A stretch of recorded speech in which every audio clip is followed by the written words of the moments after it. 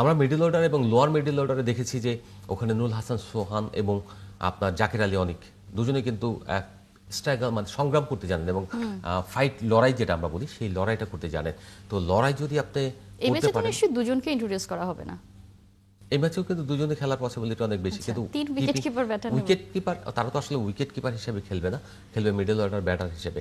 ওখানে এখন তিনজন আপনি দেখবেন প্রথম থেকে যদি আপনি চিন্তা করেন, সাইফ, তামিম, তার সঙ্গে লিটন 3 নম্বর, 4 নম্বরে যদি আসেন তাহিদ হৃদয়, 5-এ গিয়ে আপনার হয় আপনার আসবে সোহান অথবা জাকির আলী। জাকির আলীর আসার পসিবিলিটি বেশি।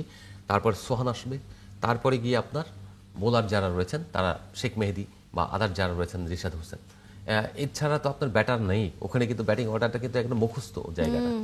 আর সেই জায়গা থেকে আমি বলবো যে ব্যাটিং চিটাগংয়ে ব্যাটিংটা যদি একেবারে ব্যাটিং ফ্রেন্ডলিও দেয় সেটাকে আমি অ্যাপ্রিসিয়েট করবো, কারণ হচ্ছে বিশ্বকাপে যে উইকেটগুলো থাকবে ইন্ডিয়াতে সেই জায়গায় কিন্তু ম্যাক্সিমামই আর আপনার ব্যাটিং ট্র্যাক দেবে। কেন ব্যাটিং ট্র্যাক দেবে সেটা হলো আমরা সবাই জানি যে এখন হলো জিনিসগুলোকে কন্ট্রোল করে কারা।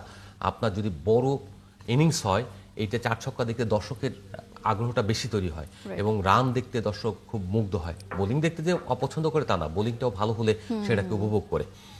সেই সঙ্গে সঙ্গে আপনার বড় স্কোর হলে টিভিতে যারা ব্রডকাস্ট করে, এখন তো ব্রডকাস্টের বিরাট ইনভেস্টমেন্ট এখানে রয়েছে খেলার প্রতি, তো সেই জায়গায় তাদের একটা আগ্রহের জায়গা থাকে যে ভালো উইকেট যেন হয়, গেমটা যেন মানে মিরপুরের উইকেটে খেলা আসলে আমরা কেউই দেখতে চাই না, সবাই বিরক্ত বোধ করে। সেই জায়গা থেকে চট্টগ্রামের উইকেটে সবাই মানে এটা তো আসলে আলটিমেটলি এন্টারটেইনমেন্ট, এন্টারটেইনড হয় সবাই।